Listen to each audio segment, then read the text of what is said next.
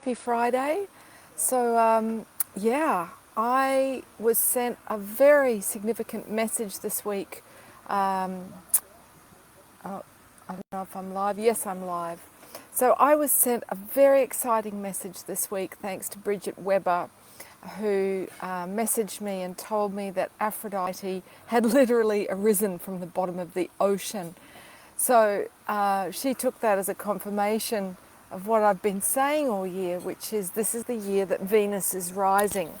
So I had to speak about it. If you scroll down on my Moon Woman Facebook page, you'll see the photo of this ancient statue of Aphrodite, the Greek name for Venus, who has literally arisen from the bottom of the ocean. Now, what does that mean? Yeah, everything is symbolic here.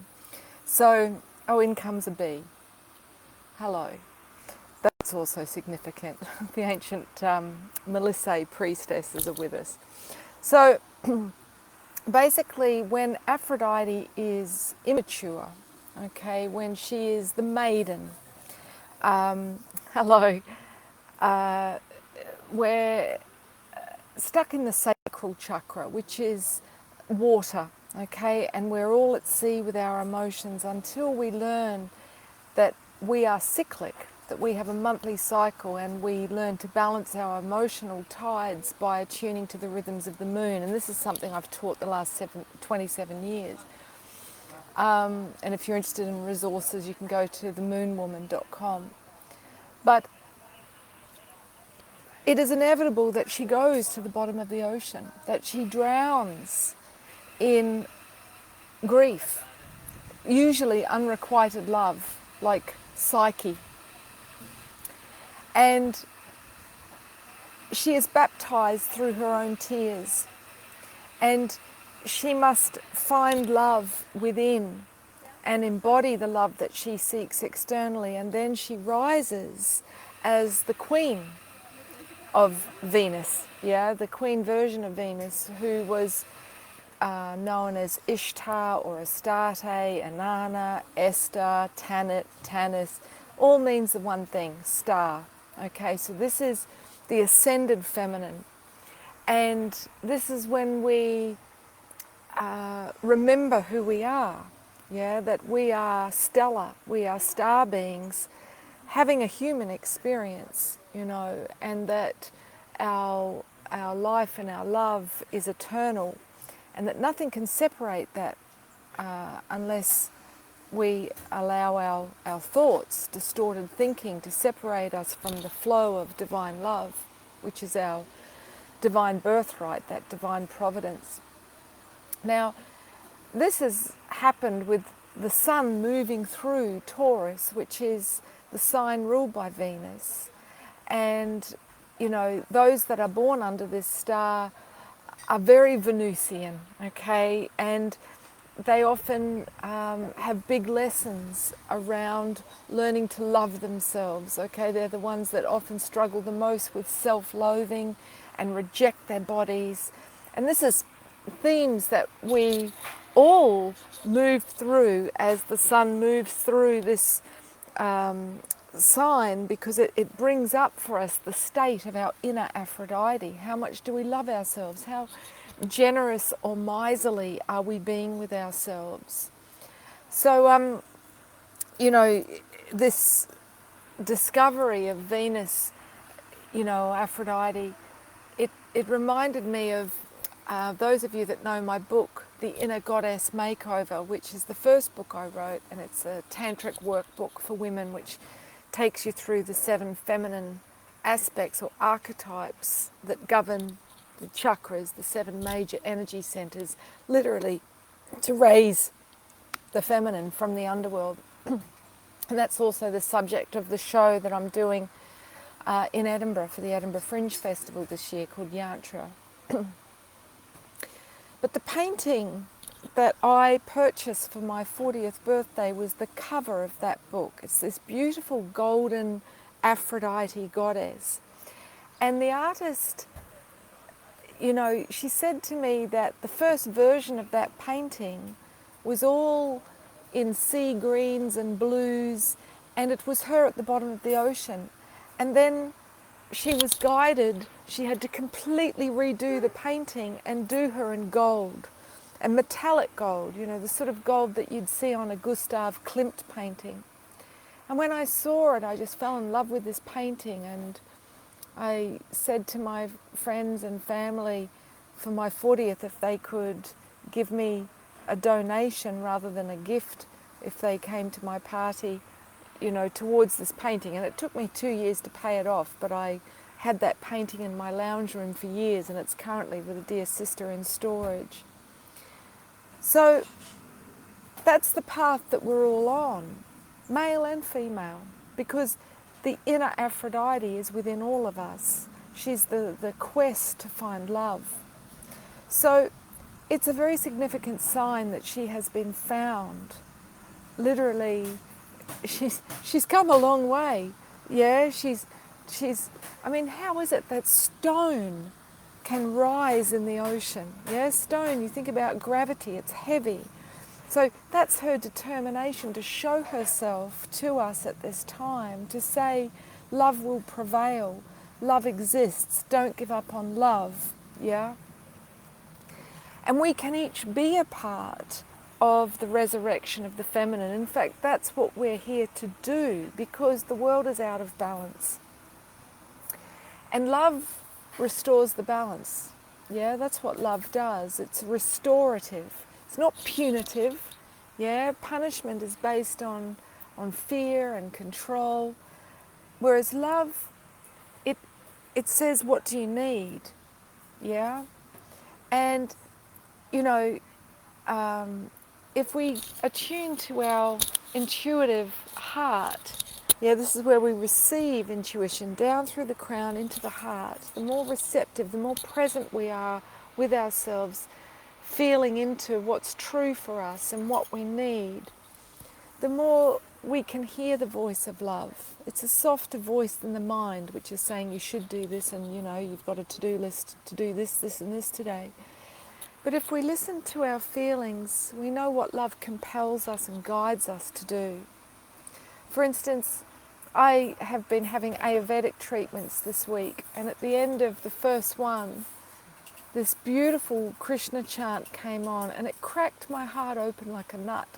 And afterwards I got in the shower, because I had oil and this incredible paste made up of ground up powdered mung beans, ginger, cinnamon, and what was the other thing? Oh, red rice.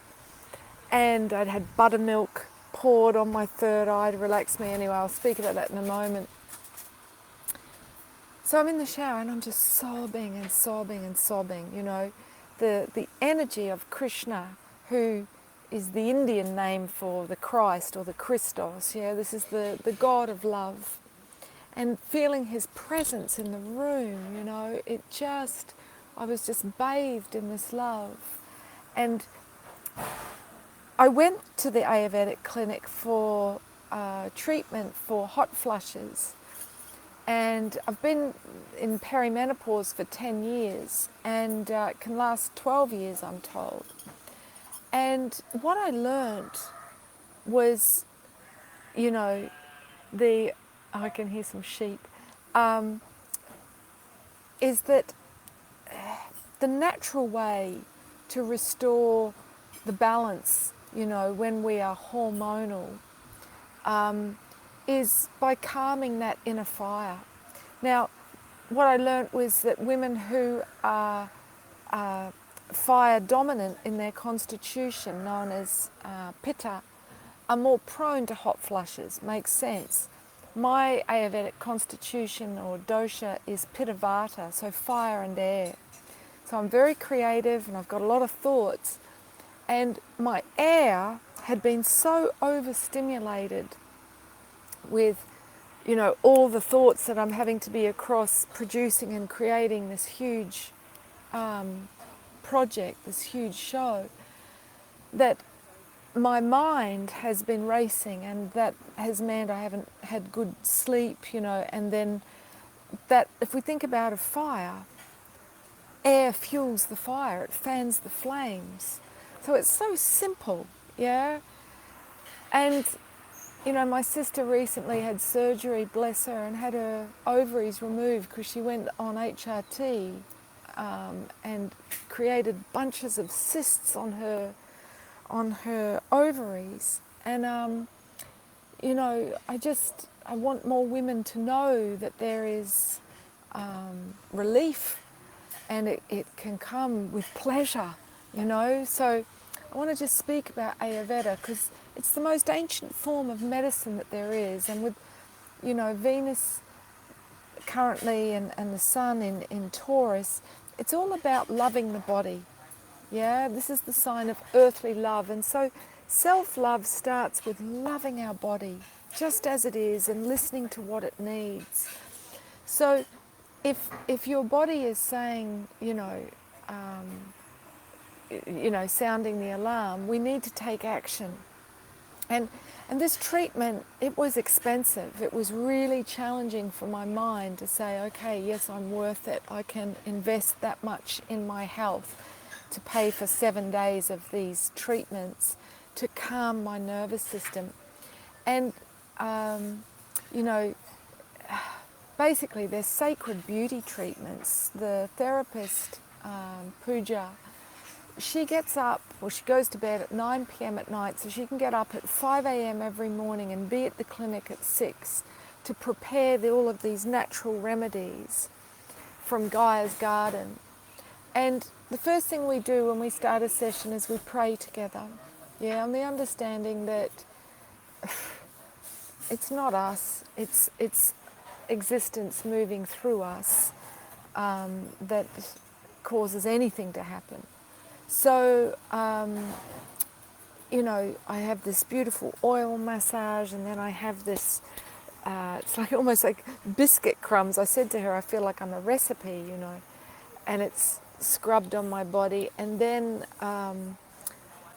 the Shiadara, so I'm lying down, and buttermilk is poured so it rolls down the back of my crown.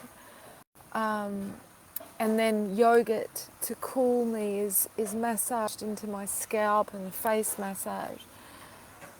And, Halle Berry was speaking out, I saw on a friend's feed, about the fact that half of the planet goes through perimenopause, and yet there's so little known about it that women don't tend to speak about it. It was suffer in silence, the change of life. But we need to talk about it, and we need to take ownership of our bodies, bless her. And to do that, we need to understand our bodies, yeah? 12 years of education, and we don't learn about how our bodies actually function and what they need.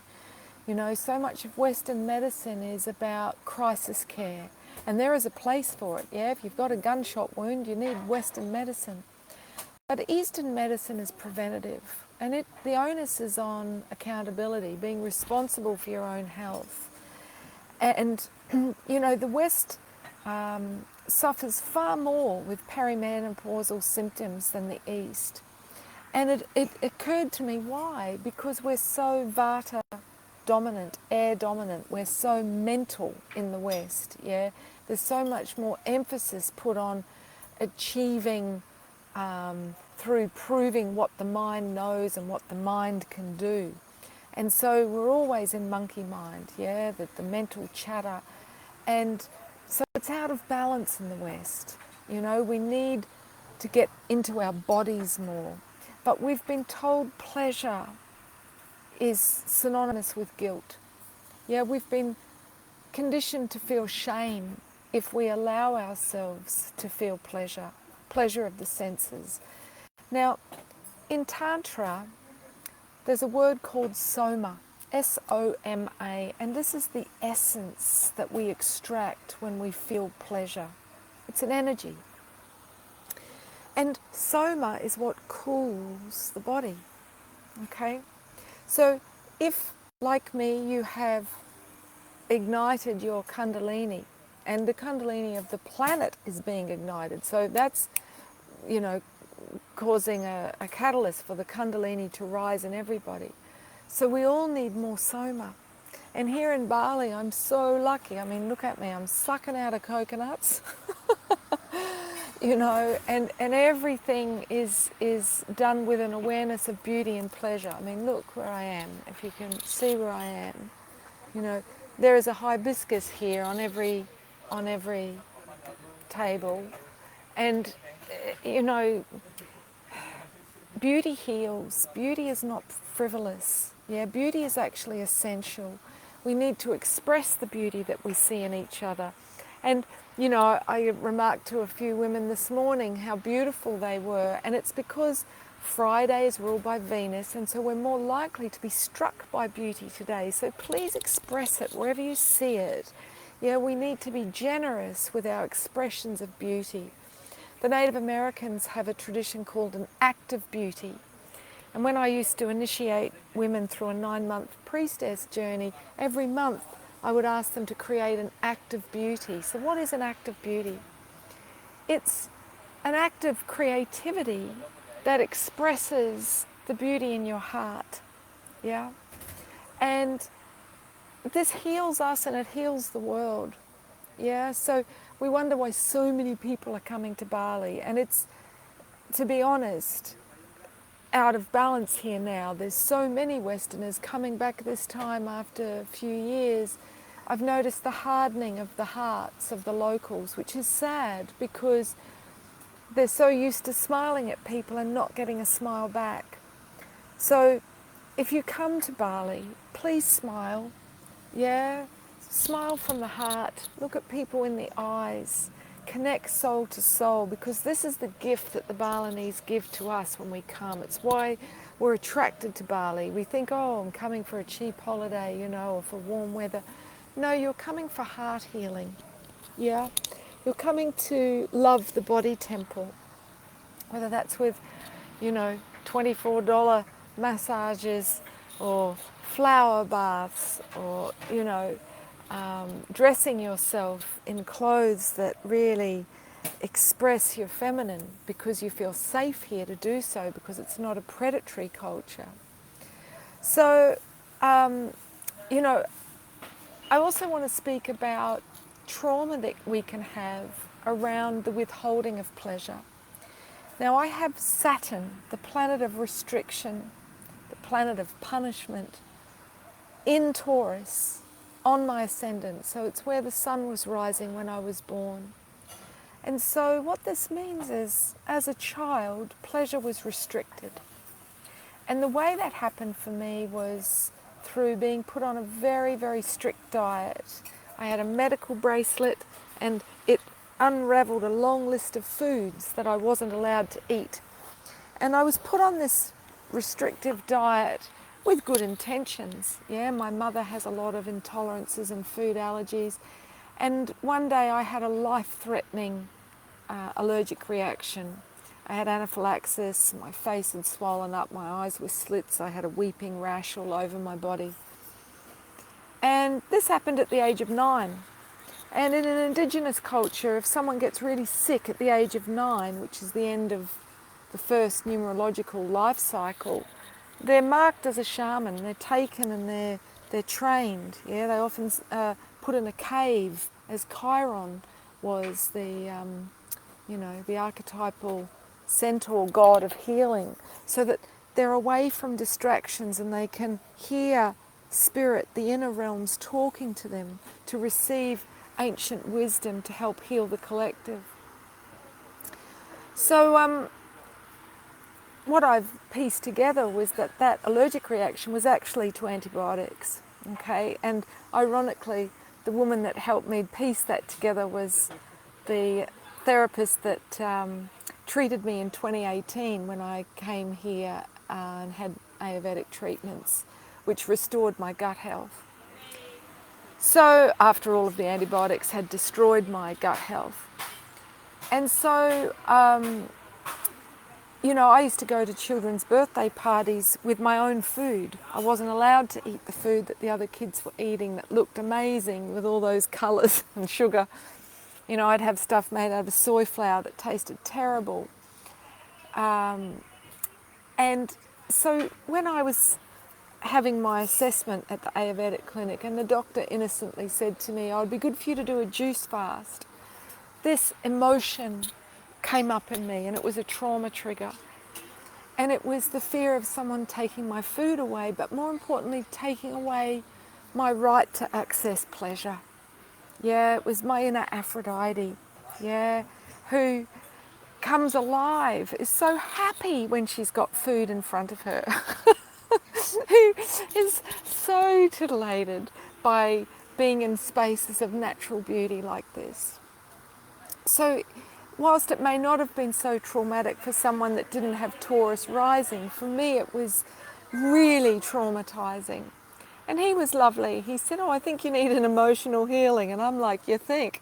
So I've booked in for a theta session just to help clear out what's sitting in the basement in my subconscious around that. So pleasure is essential for health and well-being. So yes, I'm doing a juice fast, but I'm doing it on my terms this weekend. And, you know, I'm going to gift it to myself in a way that's pleasurable. So I hope that's inspiration for you today. Be generous with yourself, indulge your senses, feed and nourish your senses by aligning with the elements. In fact, I have a short course on my website called Elemental Goddess. Over 5 days it has wonderful suggestions and meditations that you can fill your senses with the elements. So yeah, consider that. I might go find a link for it and stick it in the chat. But do scroll down and have a look at that incredible statue of Aphrodite which has arisen. Oh, and there's one other thing I wanted to say. So I'm really needing help. Okay, the anxiety and the overwhelm is because I'm trying to do too much on my own. So if you have loved my posts for the 11 years that I was doing daily posts, if they have helped you, I'm going to ask you to consider my call for help. I'm going to put an open letter up, and it's a call to stand with me in solidarity, to gather, to create a social happening, an event that can't be ignored, and that is the resurrection of the feminine in a public space. And so I would so love you to gather with me. Those of you that can't gather with me, there's an invitation on how you can support remotely.